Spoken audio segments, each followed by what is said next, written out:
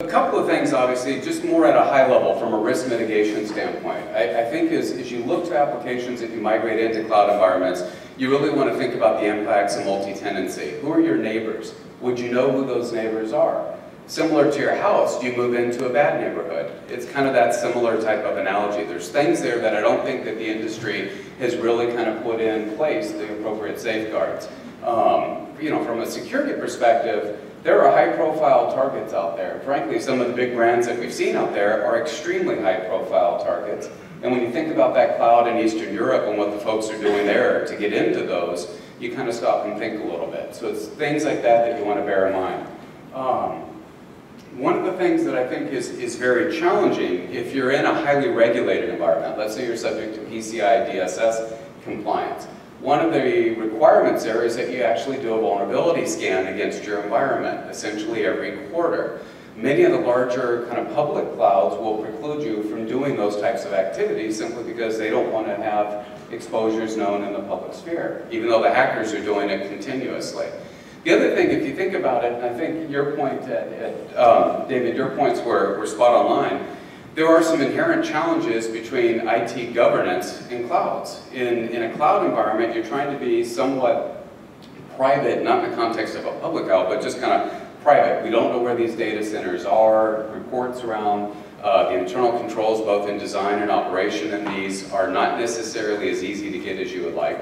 Versus governance, you want transparency, openness, you want to be able to evaluate the control environment and have a good understanding of what's taking place very easily. The other thing is frankly, one of the biggest benefits of a cloud environment is the elasticity, the dynamism that you can turn up services, turn down services, scale things up, down, etc.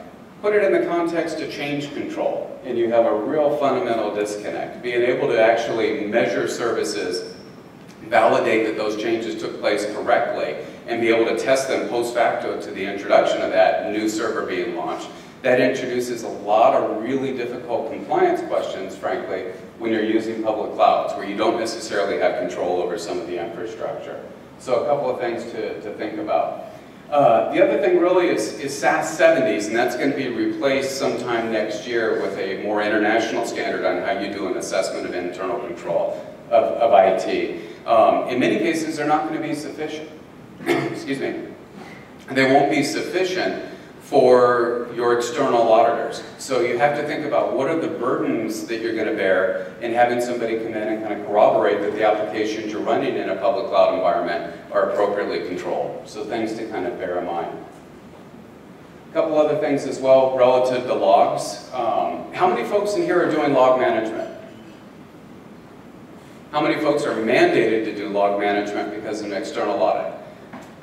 So relatively few. But if you think about it, if you have log management requirements and some of the devices are in shared infrastructure, imagine what that discussion's like. You know, hey, can I go ahead and get all the logs for your routers, for your switches, for your IPSs, for your firewalls, these sorts of things? Because frankly, my external auditors are going to demand that. I need to kind of show that I've done appropriate due care on the applications and some of the security involved. So definitely some things to be considering. I've already kind of touched on the vulnerability scans. Again, change management. One of the things as an IT auditor that always frustrates me is you'll see things advertised as PCI compliant, SAS 70 compliant, those things.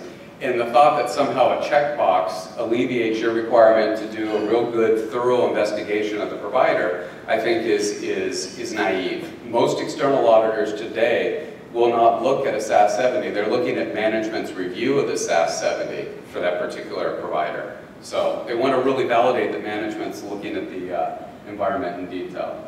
A couple of things just very, very briefly. We've talked about standards from a design perspective. Certainly from a compliance and governance perspective, these standards are immature and they're developing. So a couple of things to think about as you move forward. I'll leave it at that.